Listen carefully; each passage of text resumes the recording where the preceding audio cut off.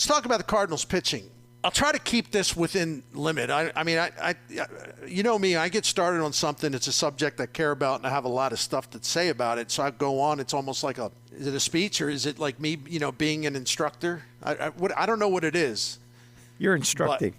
I'm instructing, or at least I'm just sort of letting everyone in on some things. But the Cardinals, I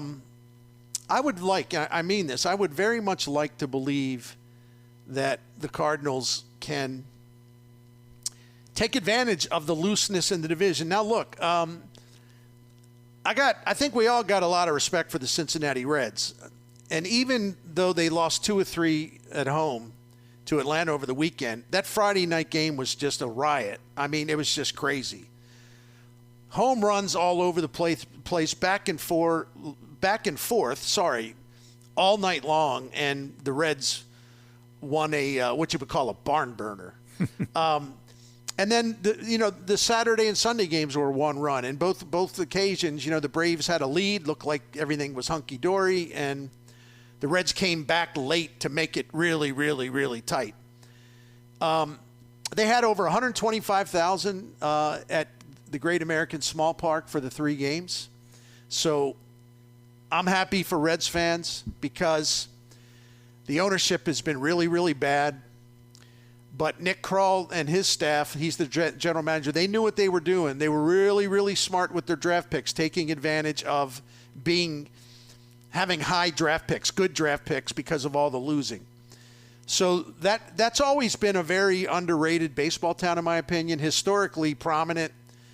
But it's just been hard for that franchise, for whatever reason, to just reestablish the traction that we saw from them, in the 70s, lesser extent to the 80s. I don't think they've won a postseason game or series since 1995. I mean, it's been a long time. However, I wanted to give them their due praise. However, they have a worse starting pitching ERA than the Cardinals do. And they have 3 starting pitchers. You can actually technically make it 4 starting pitchers on the IL right now, including their 2 primo young guys, the lefty Lodolo and the right-hander Hunter Green. And so they're patching in. They're starting guys that they're just calling up and plugging in because they got no choice. And there's a lot of pressure. Gordon Wittenmeyer, who covered the Cubs for a long time in Chicago, he's covering the Reds for the Cincinnati Enquirer, and he's always a great read. He's putting a lot of pressure on Nick Kroll to go out and get starting pitching. And you heard but what Bob Nightingale said on our show earlier today, there's just not much available. And he doesn't think the Reds are going to go nuts and give up premium prospects to get a starter who could maybe help them some, but probably not what they need. So we'll see. It's a long time between now and then. But I don't know, even with all of their excitement, all their rookies just doing incredible things, it's their whole rookie group that they have on that team is put up huge numbers this season collectively. I gave those numbers out on Friday, and it's really, really impressive. But man, if you can't pitch, if your starting pitching gets rocked too much, it puts an extraordinary amount of pressure on your offense to score a lot of runs all the time. And that's the one thing that the Cardinals and the Reds have in common. That's about all they have in common, because the Reds are kind of a young and upcoming team, and they just play without fear, without hesitation. They're confident. They're bold. When I say they're arrogant, I mean that in a good way. Joey Votto came off the IL and joined them.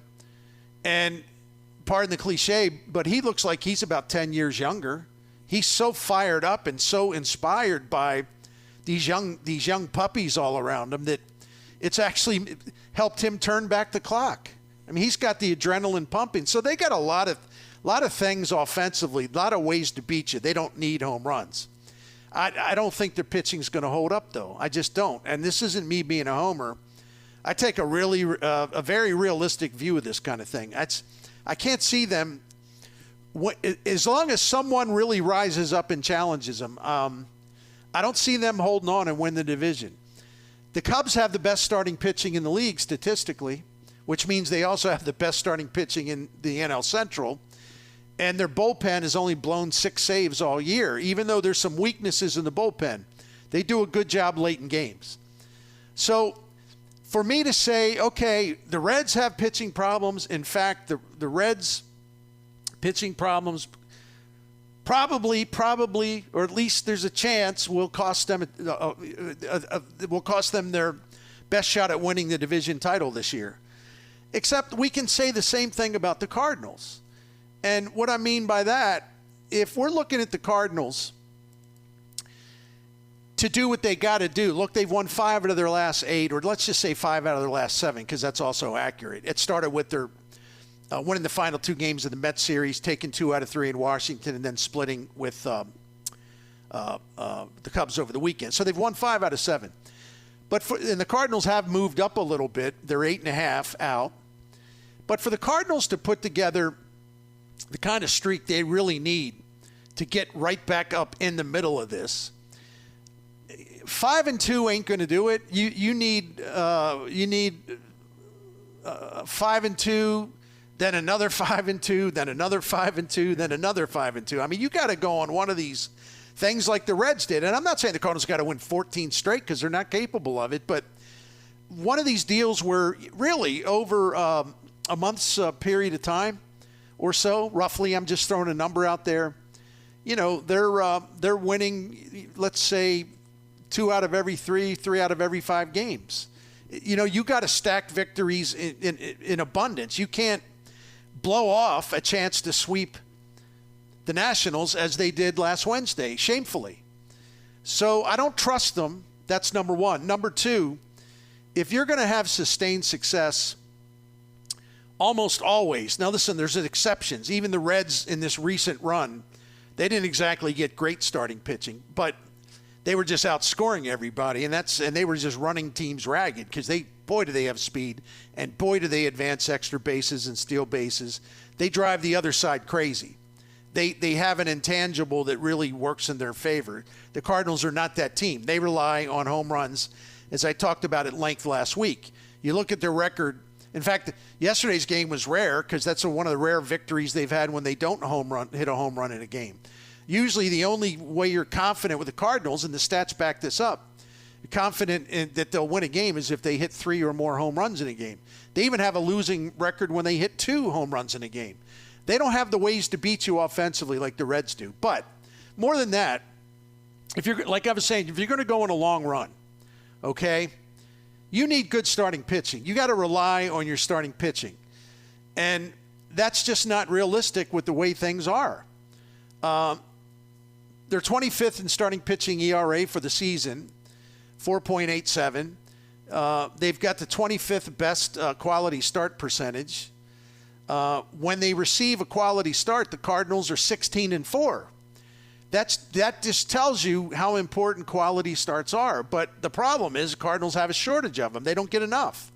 They certainly don't do that enough times where it would make a big difference in their record.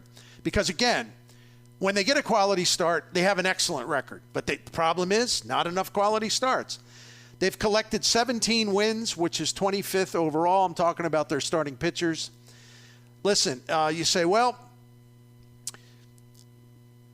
hasn't there been some consistency? There was consistency in May for about 10 days or so, maybe 11. But they've been consistently poor. In the opening month, the Cardinals starting pitching 21st in ERA. In May, they were 23rd. And so far in June, they're 26th, 5.02 ERA. And no surprise, the Cardinals have had a losing record every month of the season, including 7-13 this month. And since June 10th, the Cardinals have a 6.27 ERA.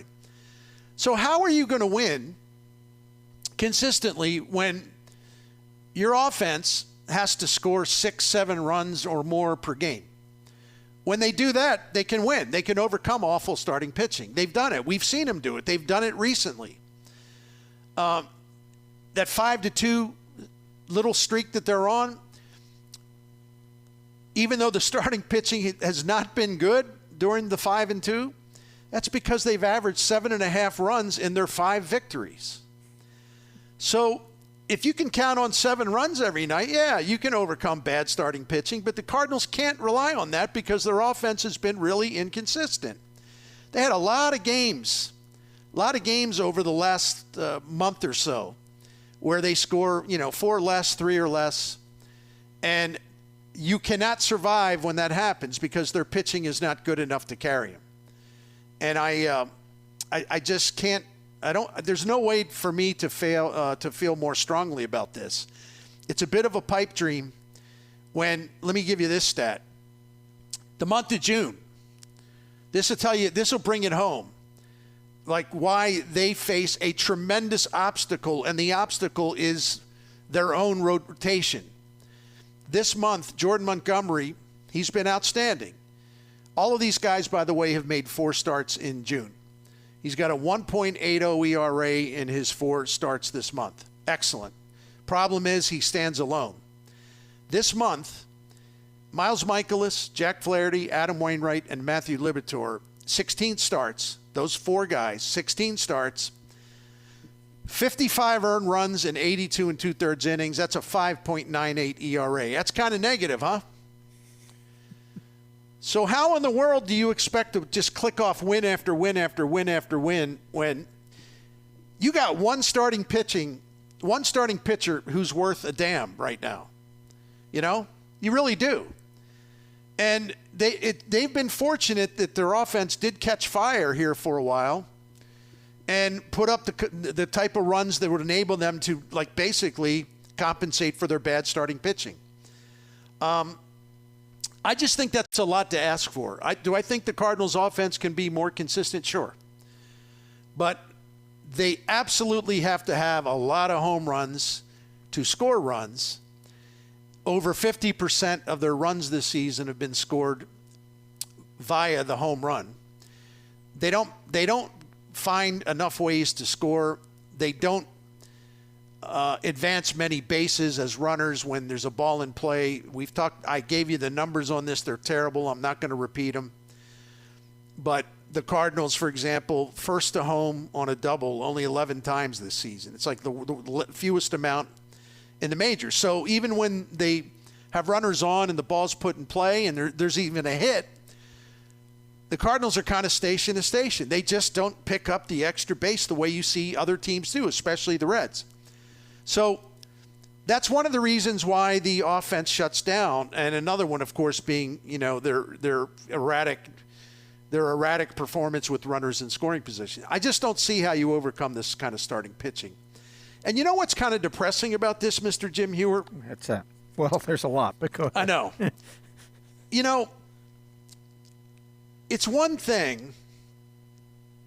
Like, for example, let's take Wainwright, all right? Mm-hmm.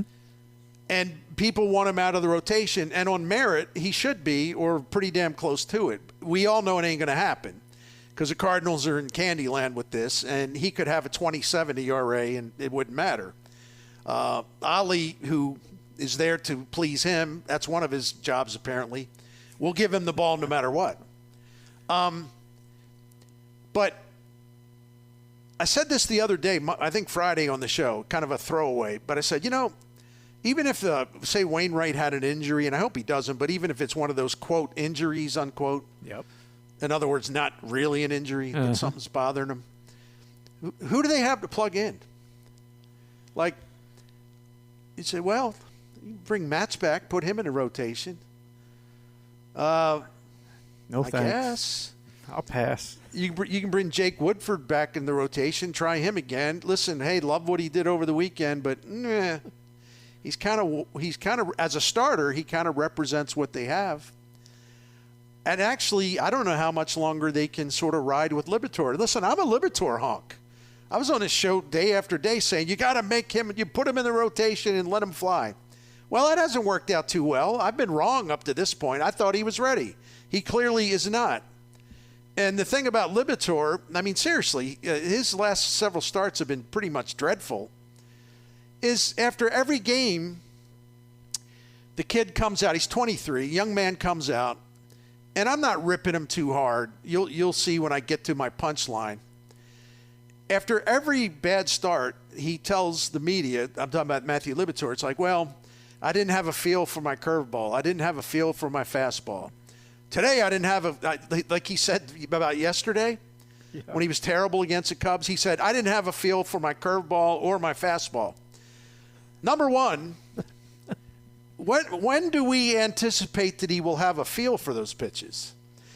I see, 21, 22, 23, 24-year-old guys that seem to have kind of a firm grip and a really good feel on their pitches, where they can throw for strikes and, reasonably speaking, make the ball go where they want it to go, the pitch to go where they want it to go. He's always said, I don't have a feel for this, I didn't have a feel for that, it didn't have a feel for both. Is there a timetable where, it's okay for us to say, is he ever, look, he's been developing for a while now. Where do you get to the point where he even has a feel for his pitches, which I would imagine is probably the bare necessity? And my payoff line for this is, do the Cardinals have a pitching coach? I know they have a guy that looks really uncomfortable and awkward in the dugout, and he's got a tablet. He's got an iPad. And he's got the constant deer in the headlights look. And he has the title of pitching coach. But do they have a pitching coach? Who is there to help Matthew Liberatore develop, quote, a feel for his pitches? It's so, listen, for people like Jim Heuer and myself and many of you listening, for the Cardinals to reach a point where they seem to be, or they are, clueless in the way they develop pitching, the way they construct a pitching staff and rotation especially, and overrating their own guys and overrating their rotation every year after year after year. And they keep getting, metaphorically speaking, kicked in the teeth because the front office insists, we're fine. We got 9 starting pitchers. Every single year, we got 8. We got 7. We really like what we have. And then this time, every year, they've got a look of terror on their face because they don't know what to do. And it's really going to be tough this year. You know why? Which brings me to point 2, and I'll make it quick. Who do they have? Let's just say you wanted to take Liberatore out. You wanted to bump Wainwright, even though it's not going to happen. Maybe Flaherty goes on the IL again with that hip injury. What next, right? If you had exciting, ready to go, major league ready prospects at AAA, you say, well, you know what? It's his time. Let's get him up here. Or it's that guy's time. Let's get him up here. They don't have that. Now, listen, I want to be fair to Michael McCreevy. He's been pitching well lately. But I don't know. Do they take a chance on him? See, that's the point. It's taking a chance, and he was a first-round draft pick, and he does seem to have found something. But it's not like they have Tink Hence, who is still in A-ball, and Tink Hence, by every account, is an extraordinary talent as long as he can stay healthy. But he's not ready for the majors. Who do they have? And this is where they have failed on 2 fronts. The front office does not know how to put together a starting rotation. And they do not know how to evaluate what they have in terms of starting pitchers because they constantly overvalue them. And because they've put so much emphasis on drafting power hitters, position players, and all this in recent years, there is a shortfall of really first-rate pitching prospects. They used to find guys middle of the first round, in the 20s in the first round, and these guys would turn into gold. They don't do that anymore. And so they don't have a prospect. They don't have a glowing prospect, a highly regarded prospect, a guy that everyone in baseball would love to get a hold of from the Cardinals. They don't have that guy at AAA. So with Mo and the organization, you got a big failure not only at the major league level, you also have, in my opinion, an ongoing failure at the highest level of the major leagues. When your big prospect that you traded Randy Arozarena for when he's doing as poorly as he's doing. And believe me, I want this guy to do great. I believe that he would start pitching well, and he hasn't. But if that's the best you can do from help within, I don't know what to say. Where do they go? Where do they go? Because they failed at the major league level, and they have failed at the highest level of the minors in terms of having good MLB pitchers ready to plug in, starting pitchers ready to plug in. And they don't have those guys. So they're going to go with a rookie who just keeps getting beat up, and they're going to go with a soon-to-be 42-year-old who ranks 138th out of 138 starting pitchers in strikeout rate and 137 out of 138 in swing and miss rate, and who's got an ERA of just under 6, or no, it's over 6, pardon me, well over 6 in his last 15 starts in the majors. So where do they go? What do they do? I don't see a solution. Yeah, you can maybe make a trade for a number 4, number 5 starter type. Probably have to overpay a little bit. Plug someone like that in. I'd be in favor of that. But what do you do? What do you do exactly? I see people just driving me crazy. I'm convinced it's a plot to drive me insane. I saw some guy proposing a trade where they would send Goldie to the White Sox for Dylan Cease and just say, oh man, the White Sox, the Cardinals, man, they get Dylan Cease. Yeah, Goldie's got the no trade clause, and I have it on good authority, sarcasm, that he has always dreamed of playing for the White Sox. I mean, it's the only player in the history of Major League Baseball with that. You're right. He's like, talking to his wife, well, I love being a Cardinal, but to be honest, I've always had this fantasy. I can see myself in the Chicago White Sox, home whites with the black pinstripes. Man. Me and Frank Thomas. I'll be right next to him. So that's the thing, man. I'm repeating myself, but they have failed on 2 levels, man. You don't have guys ready to go.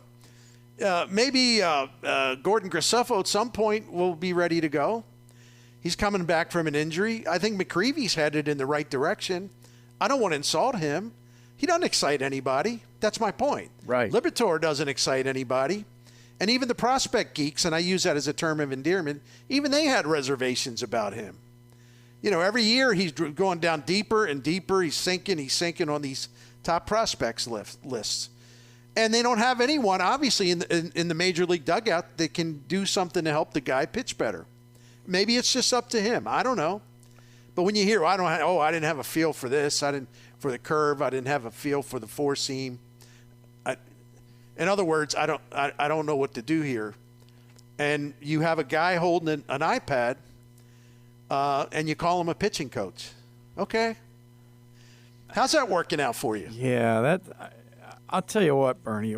I watched Liberatore, and I go, well, he's got Major League Baseball velocity for his fastball. Looks like he can have really good break on his curveball. Oh, right? For sure. Mm-hmm. So, and then the other thing when I watch him, I go, he does not have arm problems. So I go, he's got those tools.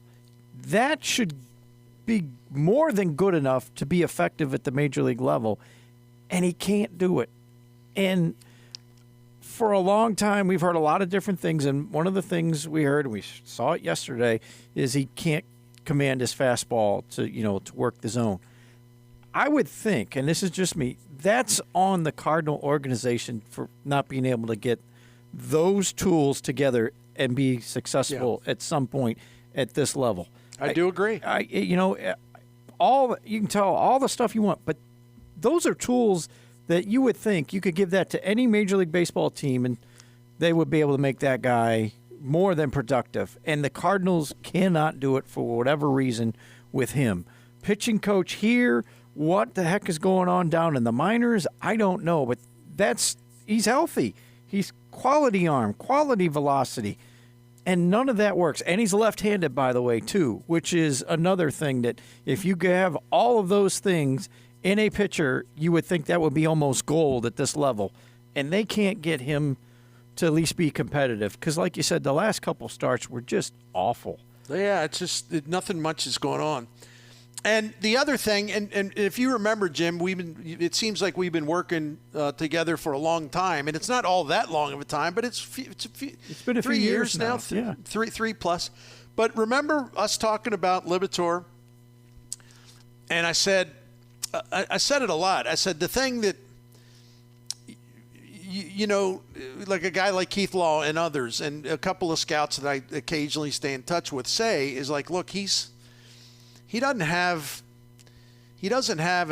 anything close to like an ideal pitch for getting right-handed hitters out. That's his biggest problem. He can do a good job against lefties, left-handed batters, but I don't see anything in his repertoire that tells me, okay, he can be a guy as a left-handed pitcher that will do a solid job against right-handed pitching. And again, keep in mind, more than 70% of the plate appearances in Major League Baseball are taken by right-handed batters. Now, again, he doesn't have much experience, but so far, those exact concerns are being played out. In his career, he's got there's been 222 right-handed hitters that have taken an at-bat against him. They're hitting .321. They have a .400 on-base percentage, and they're slugging .558. That's a .958 OPS. When he faces left-handed hitters, he's really good. .207 batting average, .329 on base, .293 slug, very low, and a .622 OPS. How can you have him in your major league rotation when he is largely defenseless against right-handed batters, and yet he has great stuff? His stuff plays very well against left-handed hitters. Maybe that's more of a reliever than a starter at this point in his career, right? Yeah, but he is off. He can't handle right-handed hitting. The numbers back that up. And yeah, he's 23 and he hasn't pitched all that much, but at some point you can't. It has to stop, this thing where you just are batting practice. You're throwing batting practice with a right-handed hitter in the box. That's got to stop. That can't go on and on like this. Yeah, I'm there with you. And that's on the Cardinals, I think. It is. I really do. You got to find a way to fix him or help him get better, because there's enough talent there for it to work. Is it tipping pitches I don't know, but you guys should know this if it is the case. If you're the Cardinals, there's plenty of people there that should know some of these things. We're talking about Libator. I'll throw out Zach Thompson's name into this. Oh, my goodness. Mercy. All the great weapons that he has to go to work with. And we saw it briefly at times from the left side out of the bullpen. It was like at times you go, wow, this guy can be dominant. Well, they send him down to be a starter. And for the most part, I haven't looked in the last 2 weeks, but it seems like every time he's out there, he's getting shelled. Like, what's going on down there at AAA? You teaching guys anything down there? Because he has weapons. And, by the way, he's a healthy left-handed arm that can throw in the 90s. That should be somebody that should be contributing at this level. And it's not. It's a shame.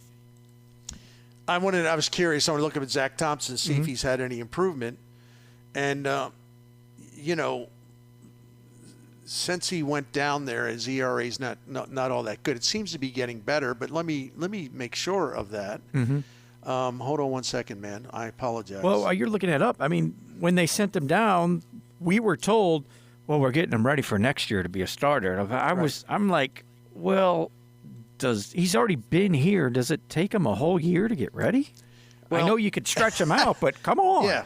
All right, here's your answer, my friend, and our audience. So his first two appearances down there, I don't. If he started, it was those kind of starts. In fact, he did when they sent him down. I mean, these were starts, but they had to be short starts because they have to stretch him out. So he's stretched out now, presumably. In his last 7 starts, his ERA is a tidy 10.41. Oh. So here's another guy they're screwing up. Right? Yeah. And wow. I didn't realize it was that awful. And here he's And he's walked in 23 innings, he's walked 29 batters, which means opponents in his last 7 starts, they have an on-base percentage over 50%. Come on. And a real high slugging percentage. So he's got more walks than strikeouts. I don't know what to say. They're screwing another guy out. Oh, man. Wow. Let's see. The owner has said his policy is not going to spend a fortune for a starting pitcher because the injury concerns, the risk of injuries for contracts over $100 million. Right. And then some. They're not going to do that. It's not worth the risk. Okay. So the pitchers you have assembled going into each of the last 3 seasons, the rotation has been vulnerable at best and terrible at worst, but you keep doing it over and over again. Your vaunted farm system has not gotten a starting pitcher ready for you this year that you can plug in and feel really good about it. Then a guy that you did have, you acquired, and you thought he'd be a terrific prospect and then go on to be a really good starting pitcher. He's a wreck, and then the guy that was pitching well as a reliever in the big league, Zach Thompson, a former number 1 pick, he's got a 10.41 ERA as a starter down in Memphis in his last 7. So, what? How do how do you make this rotation better? Like I believe 100% they are going to try to win in 2024, which is why they're going to keep Goldschmidt, and obviously they're going to keep Arenado. And people that are trying to sell this narrative are, I would say, clinically insane, and they're also crazily irresponsible. They're not trading Goldie, okay? And they're going to try to win. But how do you do this? Where do you add the pitching that's going to make a significant defense? I don't mean I don't mean like bringing in a couple starting pitchers that, can do for them, like what Montgomery and Quintana did last summer after the deadline. I'm not talking about that. I'm talking about where you can have reliable, even if it's not a great rotation, where you can have reliable consistency from your rotation. You're not going to be down in the bottom 3 or 4 of ERA, starting pitching ERA every month of the season. That's what I'm talking about. Just making this thing respectable. And I'm not saying that's where you should stop. That's fine. They're respectable. I'm not saying that. I'm just saying even if it's only getting it back to a respectable level, how do you do that in 2024? Who are you plugging in? Owner don't want to spend a lot of money in starting pitching, and I'm going to give you a stat to close this out. It's going to make everybody ill, at least maybe ill, metaphorically ill. But so you're not going to go after top-notch starters, too much money, too much risk. Your farm system doesn't have exciting major league ready starters. The people that you've touted that are failing. And your starting pitching is an absolute mess this year. I just want to know, all right, how do you get, if you're down at the bottom, how do you at least get to the middle? Ooh. You got me. I don't have an answer on that one. And here is the creme de la creme of the Miklasz research making my case. And yes, you may feel dizzy. You may feel faint. You may get sick after I tell you this. Now, I bear no responsibility for telling you this. You're on your own with how you choose to receive it. Per Spot Rack, which is a contract tracking site that's really, really good. Now listen to me carefully, please. Because I'm again wondering how they get better going forward. And I know they'll have some free agents coming off the books, but let's keep it on 2023. The Cardinals ranked 3rd in the majors in starting pitching spending this year. $66 million, which trails the Mets and the Padres. Ooh. They're spending, John Mozeliak, under his leadership, they've invested the 3rd highest amount of money in starting pitching in the majors for 2023. That's not all, my friends. Ooh. According to Spot Rack, No major league team has allocated a higher percentage of total payroll to starting pitching than the St. Louis Cardinals. 41% of their payroll dollars have been allocated to starting pitching this year. And look at what they have to show for it. I didn't realize that Bill DeWitt is totally cool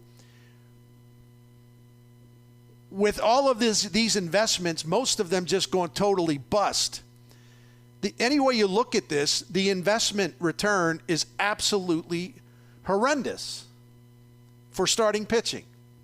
I didn't know that. I thought Bill DeWitt's whole goal when he had Luno, for example, was to be efficient and to get value out of your payroll and to be better maybe than you should be because you invest wisely and you find starting pitchers that other teams undervalue, and you know that there's more there than what other teams see because at that point you had a great analytics department and you put a lot of money into that. And as we've talked about a lot, that's no longer the case because you've fallen behind the others, most of the others, or many of the others. But I can't believe Bill DeWitt would be happy with all this money thrown away on bad starting pitching. It sort of raises a point. Yeah, we know that, listen, the Cardinals don't aim high enough with their starting pitchers, but these numbers I just gave you show you that they don't know how to spend money when it comes to starting pitchers. They're an absolute failure, even with the money they do spend. I don't know what to say. Mercy. I guess I just got to say mercy. I'm there with you. You got me stunned when you threw out the 41% of their payroll. Yeah. I was like, oh, man. That's start over, blow it up, whatever you're using and start over with, because wow, that's awful.